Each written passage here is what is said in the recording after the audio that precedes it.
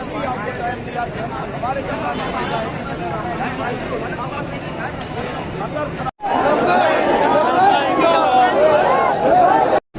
अस्सलाम वालेकुम नाज़रीन, जैसा कि आप देख रहे हैं हाफ़िज़ साद हुसैन रिजवी को गिरफ़्तार कर लिया गया है। तो तमाम कारकुनान ये देखें, पुलिस का भी इन्होंने बहुत अच्छा किया। इन जालमों को शर्म नहीं आई। ये पुलिस की वैन है, इसको भी तोड़ दिया। कौन है?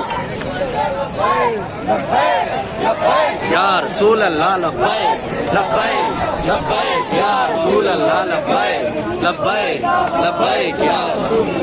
बस रुक जाओ सारे यार, भाई रुक जाओ यार। अस्सलाम वालेकुम। अलर्ट पाकिस्तान के तमाम नाजरीन को खुश आमदीद कहते हैं। आज हम यहाँ पे मौजूद हैं लब्बैक की आज और क्या की सारा